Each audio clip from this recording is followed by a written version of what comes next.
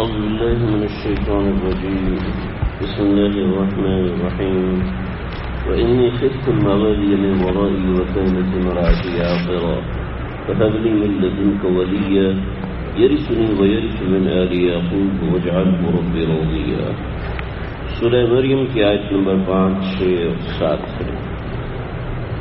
ہم ان آیات کا خلاصہ مفہوم پڑھ چکے ہیں, کچھ بنیادی باتیں پڑھ چکے ہیں.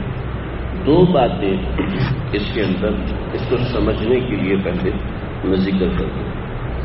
اگر آپ حضرات اللہ تعالیٰ مجھے آپ کو ہم سب کو بار بار مدینہ شریف لے کر جائے, اگر آپ کو جانا ہو تو قبا کی جانے, وہاں کے کسی عالم دین سے یا کسی معتبر راہب سے راہبر سے پوچھیں کہ آپ صلی اللہ علیہ وسلم کے موالی کہاں پر ہیں, یعنی آپ صلی اللہ علیہ وسلم کے جو باغات تھے وہ کہاں پر ہیں. اصل میں ایسا ہوا کہ آپ صلی اللہ علیہ وسلم کی جو اہلیہ ہیں حضرت جویریہ بن حارث, یہ حارث جو تھے یہ آپ صلی اللہ علیہ وسلم کے پاس اسلام لانے کی غرض سے آ رہے تھے.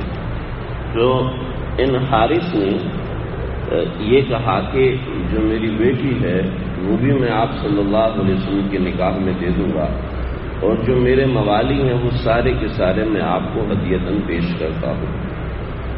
اور یہ آپ صلی اللہ علیہ وسلم کی خدمت میں آ رہے تھے کہ راستے میں ان کا انتقال ہو گیا.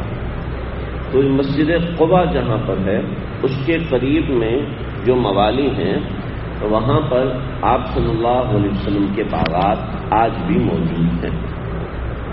چنانچہ ان باغات کو لے کر یہ ایک باغات ہیں. اس کے علاوہ اور بھی بہت سی چیزیں جو آپ صلی اللہ علیہ وسلم کی ملکیت میں تھیں, یعنی آپ صلی اللہ علیہ وسلم کی مالیت میں تھیں, مسلمانوں کی خدمت اور مسلمانوں کی اس چیز کے لیے آپ صلی اللہ علیہ وسلم نے ان کو مختص کیا تھا, لیکن دراصل وہ تھیں آپ صلی اللہ علیہ وسلم کی ملکیت.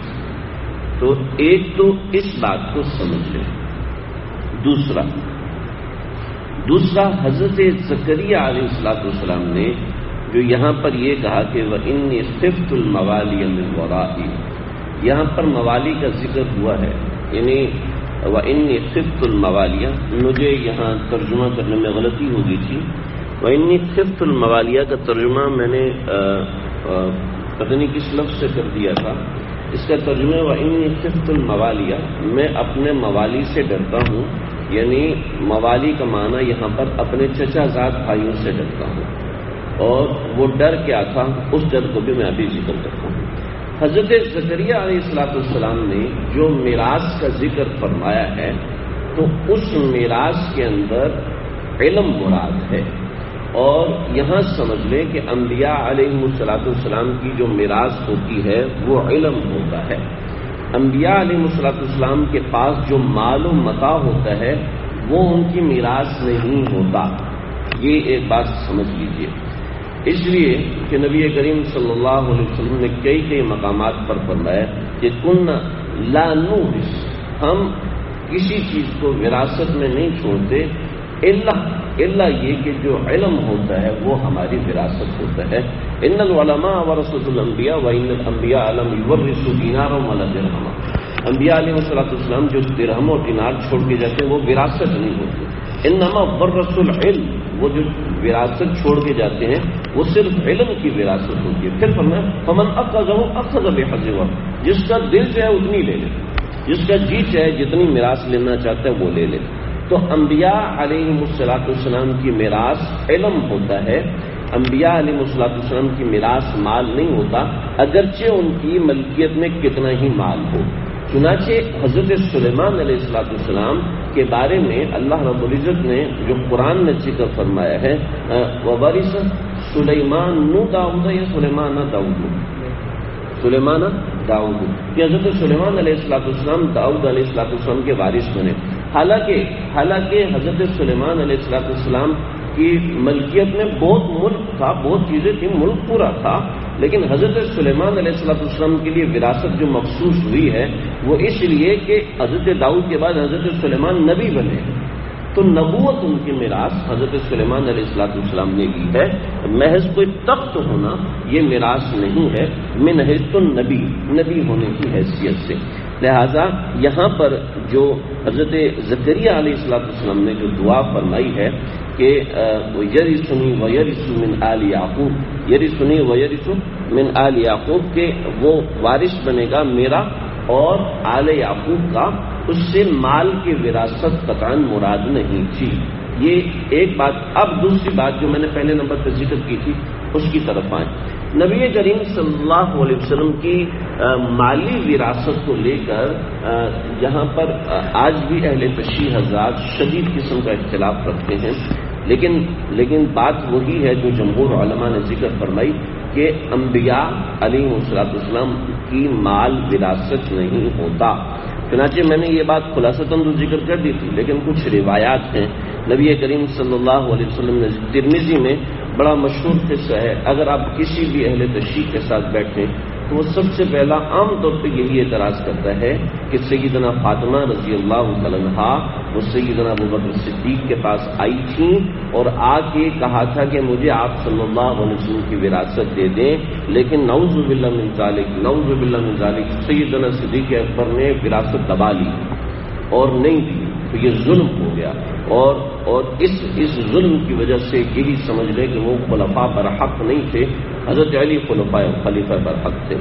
تو بہت سے جواب ہیں. ایک تو جواب وہی ہے جو میں نے آپ کے سامنے ذکر کر دیا، بہت سی روایت، لیکن ترمذی کے اندر ہی اس کا جواب دیا ہے. سیدنا ابوبکر صدیق نے جو جواب دیا ہے وہ جواب کوئی بھی ذکر نہیں کرتا. وہ جواب یہی ہے کہ نبی کریم صلی اللہ علیہ وسلم نے حضرت ابوبکر صدیق کو سکھایا تھا، اس طریقے سے کئی صحابہ کو سکھایا تھا.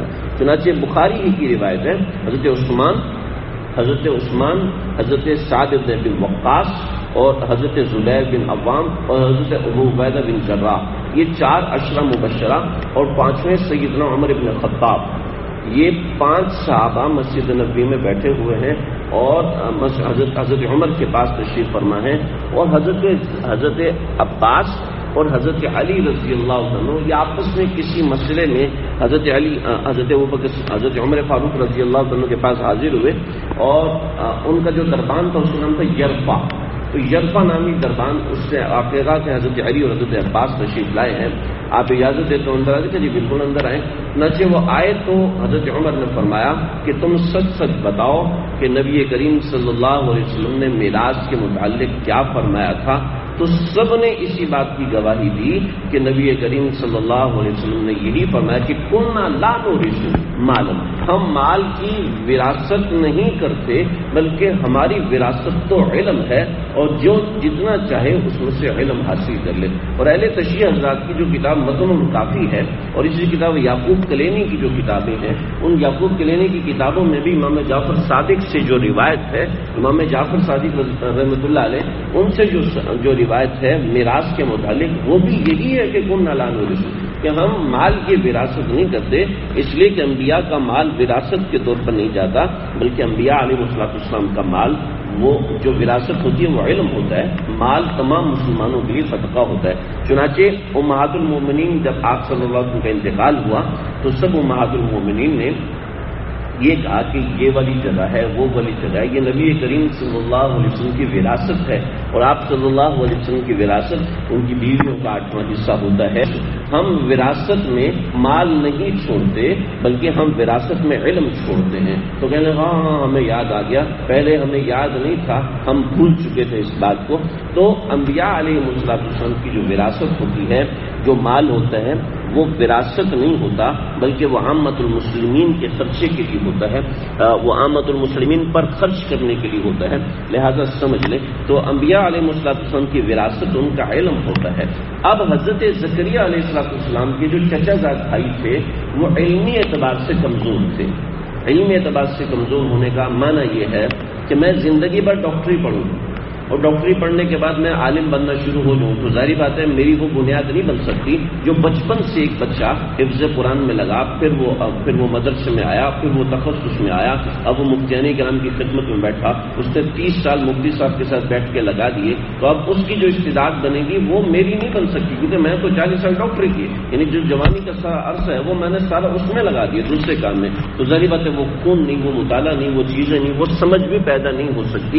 چنانچہ حضرت زکریا علیہ السلام کو کوئی ان سے بیر اور لڑائی نہیں تھی، بلکہ حضرت زکریا علیہ السلام بس یہ سمجھتے تھے کہ وہ علم و تقویٰ کے اعتبار سے اس قابل نہیں ہے کہ وہ علم کو تھام سکیں، وراثت نبوت کو تھام سکیں، لہٰذا انہوں نے اللہ تعالیٰ سے اس لیے یہ دعا کی تھی کہ مجھے کوئی ایسا نیک اور صالح اولاد دے دے کہ جو ایسا معاملہ کرے۔ حضرت زکریا علیہ السلام مایوس ہو چکے تھے، وجہ اس کی یہ تھی کہ حضرت زکریا علیہ السلام کی عمر بعض روایت کے مطابق 101 برس تھی، بعض روایت کے مطابق 70 برس تھی، اور بھی بہت سی روایت ہیں، لیکن جو عمر تھی وہ 70 سے 120 برس کے درمیان کی عمر تھی، اور اس عمر میں عام طور پر اولاد نہیں ہوتی، بہت سی وجوہات ہوتی ہیں، اولاد نہیں ہوتی، اور ایسے ہی ان کی بیوی بھی عاقرہ تھی، یعنی عاقرہ مطلب بانجھ تھی، اور اس کی عمر بھی ایسی تھی کہ جن عورتوں کو حیض نہیں آتا وہ عمر ہو چکی تھی، اور جب حیض نہ آئے تو اس کا مطلب ہے کہ اب بچہ ان کے پیٹ میں نمو نہیں پا سکتا۔ تو یہ وجہ تھی ان کی مایوسی کی، اور ان کی مایوسی جو ختم ہوئی اس کے پیچھے بھی کچھ وجوہات ہیں۔ وہ وجوہات مثلا حضرت مریم علیہ السلام کا ایک خاص واقعہ ہے، حضرت مریم علیہ السلام کو محراب میں چھوڑ کے گئے، وہ محراب آج بھی اس جگہ پر قائم ہے، اس کے اندر کچھ باتیں ہیں وہ ہم انشاءاللہ آئندہ ذکر کریں گے۔ وَإِنِّي خِفْتُ الْمَوَالِيَ مِنْ وَرَائِي، میں ڈرتا ہوں میرے پیچھے جو موالی ہیں یعنی میرے چچا زاد بھائی ہیں، وَكَانَتِ امْرَأَتِي عَاقِرَةً، اور میری بیوی بھی بانجھ ہو چکی ہے، فَهَبْ لِي، لیکن آپ سے ایسی دعا ہے کہ مجھے دے دیجئے مِن لَدُنْکَ، اپنی رحمت سے، ولیہ، میرا کوئی وارث ہو جائے جو مددگار ہو جائے، یرثنی ویرث من آل یعقوب، جو میری وراثت کا حامل ہو اور آل یعقوب کی وراثت کا حامل ہو، وَاجْعَلْهُ رَبِّ رَضِيًّا، اور اس کو بنا دے اپنے سے راضی رکھنے والا، یعنی اس سے آپ راضی ہو جائیے۔ یا زکریا انا نبشرک بغلام، ہم تجھے بشارت دیتے ہیں غلام کی، بیٹے کی، اسمہ یحییٰ، اس کا نام یحییٰ ہوگا۔ اس میں کیا باتیں ہیں اور وہ حضرت زکریا علیہ السلام کی دعا کا سبب انشاءاللہ اندر ذکر کروں۔ اللہ سمجھنے کے عمل کرنے کی توفیق عطا فرمائے۔